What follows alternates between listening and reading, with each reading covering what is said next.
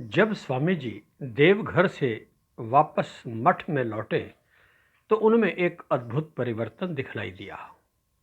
उन्होंने अपने सभी गुरु भाइयों को अपने पास बुलाया।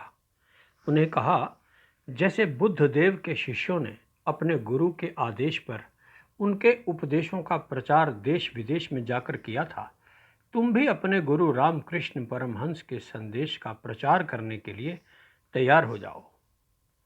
सब गुरु भाई अवाक रह गए। यह काम आसान नहीं था। सब एक दूसरे का मुंह देखने लगे। स्वामी जी ने चुप्पी तोड़ते हुए कहा, प्रिय विरजानंद और प्रकाशानंद, तुम अपने गुरु के संदेश का प्रचार करने के लिए पूर्वी बंगाल, जो आजकल बांग्लादेश कहलाता है, वहां जाओगे। विरजानंद जैसे आसमान से गिरे हों, फट से बोले, परंतु स्वामी जी, मैं तो कुछ जानता ही नहीं हूं, बोलूंगा क्या? स्वामी जी बोले, तो फिर तुम इसी बात का प्रचार करो, यह भी बड़ा अद्भुत संदेश है। विरजानंद का दिल डूबने लगा। बोले, स्वामी जी, इस कार्य में लगने से पहले मुझे तीव्र साधना करनी होगी। मुझे आत्मा की उपलब्धि करनी होगी। इसकी अनुमति दी जाए। स्वामी जी को अपने युवा शिष्य की यह कामना अच्छी नहीं लगी। बोले, यदि तुम अपनी मुक्ति की चेष्टा करोगे तो नरक में जाओगे। यदि तुम आध्यात्मिक उपलब्धि करना चाहते हो तो दूसरों की मुक्ति के लिए कठोर साधना करो। फिर बहुत ही मृदु और प्रेरक आवाज में कहा, कर्म करो मेरे बच्चों, फल की परवाह किए बिना जी जान से कर्म करो। दूसरों का भला करने के प्रयास में यदि नरक में भी जाना पड़े तो क्या, यह अपने लिए स्वर्ग प्राप्त करने की अपेक्षा अनंत गुना श्रेष्ठ है।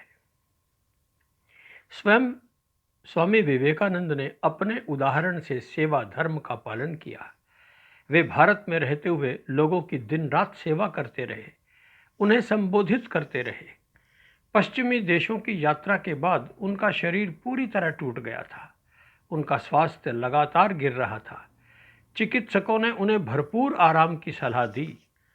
वे सलाह मानकर मार्च 1898 में दार्जिलिंग चले भी गए। वहाँ की एक घटना है। एक दिन वे सुबह सुबह टहल रहे थे। उन्होंने एक भूटिया महिला को देखा जो अपनी पीठ पर भारी बोझ उठाकर सड़क पर चली जा रही थी। स्वामी जी उसे देखकर पीड़ा से कराह उठे। उनके साथ चलने वाले लोगों ने देखा कि किस तरह स्वामी जी उस महिला का दर्द खुद महसूस कर रहे हैं। अचानक वह महिला लड़खड़ाई और बोझ के साथ साथ खुद भी नीचे जमीन पर गिर पड़ी। उसकी कमर की हड्डी में काफी चोट आई। परंतु यह क्या, स्वामी जी दर्द से कराह उठे। वे भी चलते चलते वहीं ठहर गए। बोले, आह, मुझसे चला नहीं जा रहा। लोगों ने कहा, स्वामी जी, आप थोड़ा चलिए। विवेकानंद बोले, नहीं, मुझसे हिला नहीं जा रहा, बहुत पीड़ा हो रही है। लोगों साथ के लोगों ने पूछा, पीड़ा कहाँ हो रही है?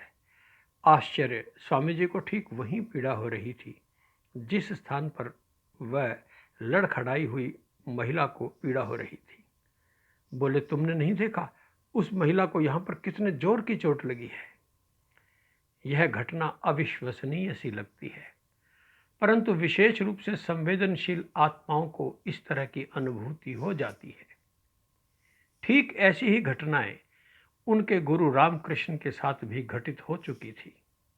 वे भी एक मल्लाह द्वारा दूसरे मल्लाह पर प्रहार देखकर इसी तरह कराह उठे थे और उनकी पीठ पर भी चोटिल मल्लाह जैसे निशान उभर आए थे। अप्रैल 1898 में भारत में भयंकर प्लेग फैला। यह समाचार स्वामी जी को दार्जिलिंग में मिल गया। सुनते ही वे पीड़ा से कराह उठे। उनका आराम हराम हो गया। वे वापस कोलकाता लौटने के लिए बेचैन हो उठे। 21 अप्रैल 1898 को उन्होंने जोसेफिन मैक्लाउड को एक पत्र में लिखा कि मैंने निश्चय किया है कि जिस नगर में मैंने जन्म लिया है वहाँ के प्लेग पीड़ितों की सेवा में मैं अपना जीवन बलिदान कर दूंगा। यही निर्माण प्राप्ति का सर्वश्रेष्ठ उपाय होगा। स्वामी जी मई 1898 में वापस कोलकाता आ पहुँचे। लोग प्लेग के भय के कारण कोलकाता छोड़ छोड़कर भाग रहे थे। स्वामी जी ने देखा कि लोग प्लेग से उतने पीड़ित नहीं हैं जितने कि उसके हौवे से। वे बात को समझ गए। उन्होंने कलकत्ता की भयभीत जनता को समझाने का बीड़ा उठाया। उन्होंने एक घोषणा पत्र छपवाया। उसमें प्लेग संबंधी जरूरी सावधानियां बताते हुए उन्हें स्वच्छता के प्रति जागरूक किया। यह भी प्रचारित किया कि रामकृष्ण मिशन उनकी हर संभव सहायता करने के लिए तैयार है। उन्होंने नगर के विभिन्न अंचलों में सेवा केंद्र स्थापित किए। भगनी निवेदिता को इस सेवा योजना का प्रमुख बनाया। एक दिन उनके एक गुरु भाई ने प्रश्न पूछा, इसके लिए धन कहाँ से आएगा? स्वामी जी ने उत्तर दिया, हम लोग सन्यासी हैं। हम तो भिक्षा का अन्न खाकर पेड़ों के नीचे भी सो लेंगे। यदि मठ बेचकर करोड़ों लोगों का जीवन बचाया जा सके तो यह भी मुझे स्वीकार है। ईश्वर की कृपा से मठ को बेचना नहीं पड़ा। धन अन्य स्रोतों से प्राप्त हो गया, परंतु इस विषय में स्वामी जी की भावना और तत्परता स्पष्ट हो गई। एक बार की बात है, स्वामी जी स्वामी निरंजनानंद जी के साथ देवघर वैद्यनाथ पधारे। वहां वे प्रियनाथ मुखर्जी के यहाँ ठहरे। एक दिन वे सड़क पर टहल रहे थे। उन्होंने देखा कि एक व्यक्ति सड़क के किनारे लावारिस पड़ा है और भयंकर पीड़ा से तड़प रहा है। वे उसके पास गए। देखा कि वह पेचिश से बुरी तरह ग्रस्त है। सारे कपड़े गंदे और बदबूदार हो गए हैं।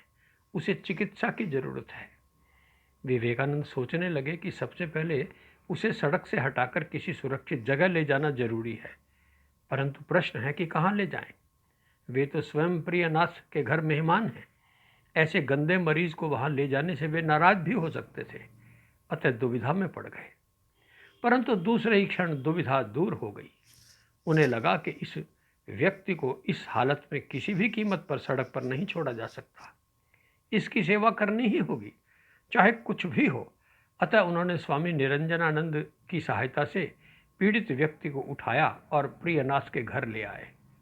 दोनों ने मिलकर पहले उसको बिस्तर पर लिटाया, फिर उसकी सफाई की, कपड़े बदले और गर्म सेंक देने लगे। थोड़ी देर में उसकी हालत में कुछ सुधार आ गया। जब वे दोनों सेवा कर रहे थे तो इसी बीच प्रियनाथ मुखर्जी आ गए। वे नाराज होने की बजाय स्वामी जी और उनके गुरु भाई पर मुग्ध हो गए। उन्होंने ऐसा सच्चा सेवा भाव पहले किसी सन्यासी में नहीं देखा था। अतः उनके मन में स्वामी जी के प्रति श्रद्धा और बढ़ गई।